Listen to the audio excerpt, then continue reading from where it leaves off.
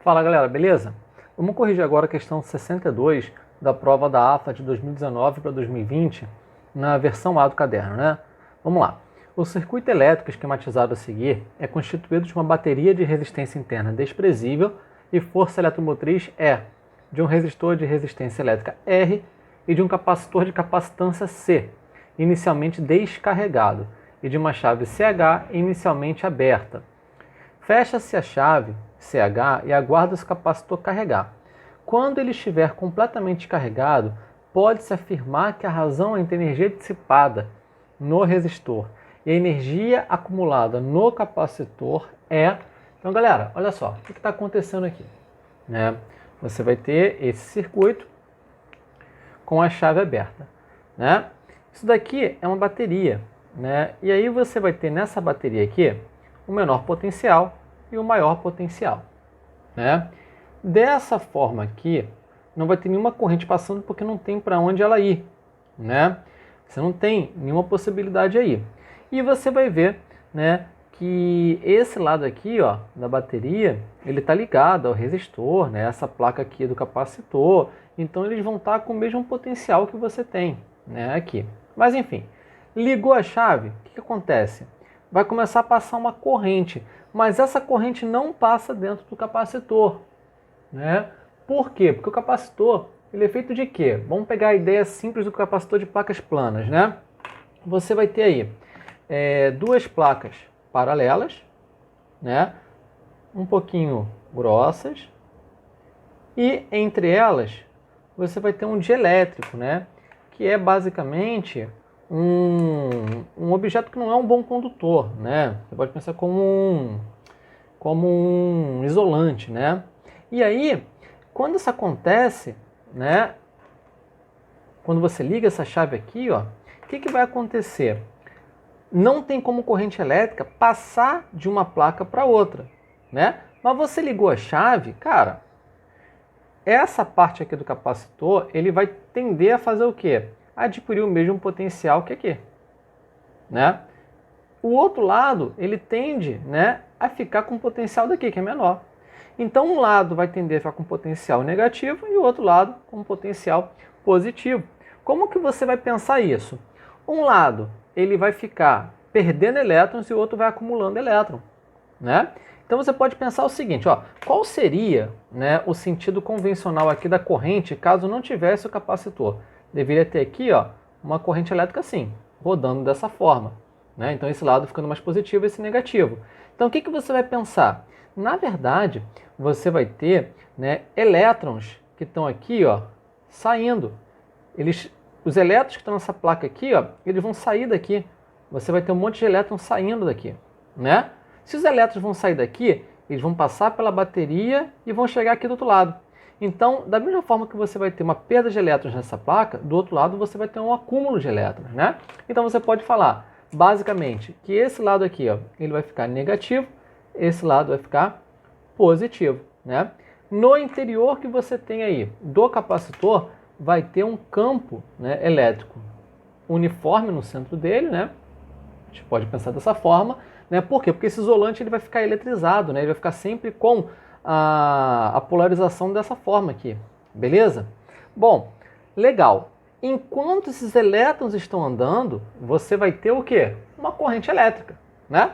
Como é que é a característica dessa corrente elétrica? Olha só, você vai ter a corrente em função do tempo assim, ó. No início, quando você liga, vai ter uma diferença de potencial muito grande dessa placa para esse polo da bateria. A corrente vem autona. Só que conforme, né, os elétrons vão saindo e ele vai empurrando para cá, esse gerador ele vai perdendo a força de empurrar, porque os elétrons estão agrupados aqui. Quando você tem um monte de elétron aqui, botar mais um elétron vai dar muito trabalho, né? Você não consegue ir empurrando cada vez mais isso, né? Então a corrente vai diminuindo, né, até o limite, né? Aí, ó, vamos botar aqui limite lá no infinito, né? Vamos pensar dessa forma, como essa curva aqui, com uma cinta aqui na horizontal. Bom, então essa aqui é a curva, ó. A corrente ela começa grande e vai diminuindo. Então não é uma corrente constante, é uma corrente que está variando. Beleza? Nisso, vai ter uma corrente no circuito. Nessa situação vai ter uma corrente no circuito. Então, olha, você vai ter uma corrente aqui, ó, no sentido convencional, variável. Vamos chamar de corrente média. Vamos botar aqui uma corrente média passando por essa resistência R. Corrente passa por resistência, o que acontece? Vai dissipar energia, né, pelo efeito Joule. Então vamos botar aqui, ó, IM ao quadrado vezes R, né? A corrente média vezes R aí, tá? Para a gente analisar uma situação quando tiver uma corrente com o valor da corrente média. Mas a gente nem vai precisar usar isso daqui, é só para vocês terem uma visualização, né? Então olha só, aqui dissipa energia no efeito Joule. A questão está chamando essa dissipação de energia aqui, né, de ER, né, energia dissipada pelo efeito Joule. Então aqui, ó, vai sair energia no efeito Joule que ele chamou de ER, né? Aqui, nesse ponto, você vai ter um acúmulo de energia potencial eletrostática, né, que ele chamou de EC. Quem é que está dando essa energia? É o gerador, né? Como que a gente vai calcular a energia que está saindo do gerador? Bom, vai sair aqui uma corrente. Vamos calcular pela corrente média, tá? Aqui está saindo uma corrente média. A gente pode falar, né, que a potência média que a gente vai ter vai ser igual, né, a energia média dividido pelo tempo. Energia média não, desculpa, pela energia que vai passar dividido pelo tempo, né? Só que a potência média, né, que você vai ter aqui, você pode pegar pelo quê? Pela potência elétrica. A potência elétrica vai ser a corrente elétrica média, vezes a DDP, né? A potência total de um gerador, né, vai ser o quê? A corrente que ele manda vezes a DDP desse gerador, né? E aí, quando você pega essa relação aqui, você consegue chegar aqui, ó. A energia que vai sair dividido pelo tempo vai ser igual a corrente elétrica média, carga dividido pelo tempo, vezes U, né? E aí você pode cortar esse ΔT. Então você pode falar que a energia, vamos botar aqui, ó, total, né, que o gerador pode dar, vai ser a carga que ele vai mandar vezes a DDP dele, que a gente está chamando de E. Beleza? Então essa é a energia total que você vai ter sendo mandada por esse gerador aqui. Show de bola? Beleza. Só que a questão é que é uma relação dessa energia acumulada aqui com a energia dissipada pelo efeito Joule. Por aqui vai dar muito trabalho. Vamos pensar pela energia, né, acumulada aqui no capacitor. Se a gente pegar um gráfico, tá, de carga associada, vamos botar aqui em Coulomb, associada a DDP em volt, né, como é que é a curva característica que a gente vai ter, né, de um capacitor? Cara, o capacitor ele tem uma capacitância, né, constante, que vai ser igual a Q sobre U. Se você passa U para o outro lado, né, vai ficar assim, ó, capacitância vezes U igual a Q. Isso aqui é uma função de primeiro grau, né, uma função de primeiro grau sem coeficiente B.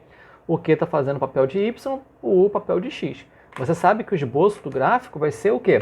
Uma linha reta, dessa forma, né?